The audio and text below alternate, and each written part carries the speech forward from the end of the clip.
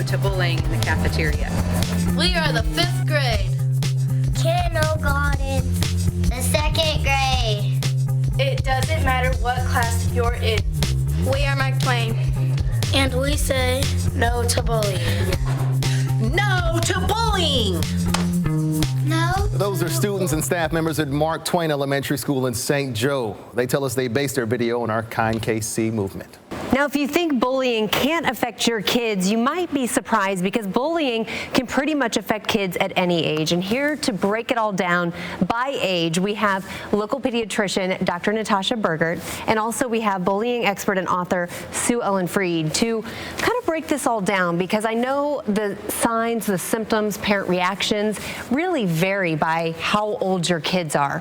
So let's talk about preschoolers first. We're talking about kids before they start kindergarten. And I think a lot of parents think a 3 or 4-year-old can't be bullied. Is that true, Dr. Natasha? We do see kids that young that are bullies, and we do see those kids that are bullied. And no matter if you're a preschooler or if you're middle schooler or if you're a high schooler, typically that bullying behavior is going to have the same characteristics. They're going to be picking on the kid repetitively. It's going to be very deliberate in its intent, and it's going to deliberately be causing harm. You have been studying bullying for a very long time. Yes.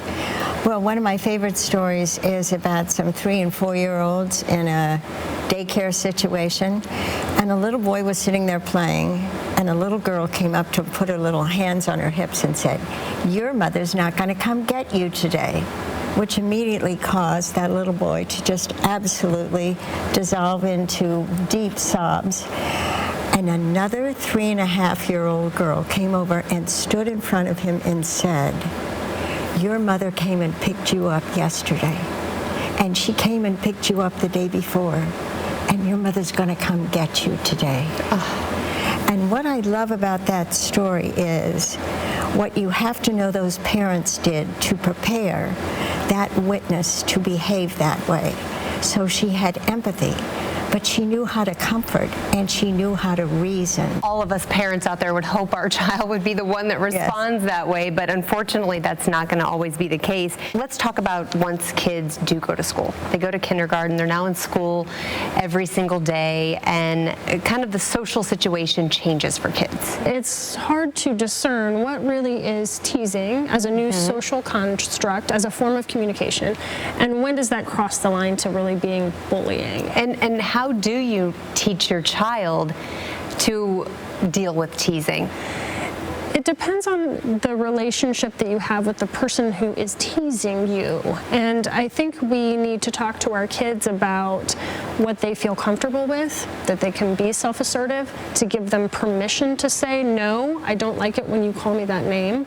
Talking about middle schoolers, this is such a transition age for kids going into middle school. It may become more malicious. Why is it such a problem for this age group? It's, when you look at the graph, it starts very young. Middle school is where it peaks. Middle school is one of the most challenging transitions from elementary school, where you were kind of like a family with one teacher, and all of a sudden you've got all different teachers and different schools coming together. And the bullying just really increases in intensity, and the cyberbullying has just caused unimagined levels of cruelty leading to suicide. What do you hear from parents and from kids middle school aged as far as the cyberbullying goes? It's bad. It's really intense. I think there's more apps that give you a cloak of anonymity, which, as we experience as adults with trolling and mean things that we see online, that is just ramped up when you have that cloak of invisibility. So, I think that this is one time when kids will come to me and they will almost ask permission. Can I please put my phone away? Is that okay if I don't watch anymore? And that's something that parents really need to be in tune to. What if a parent suspects their child is the bully?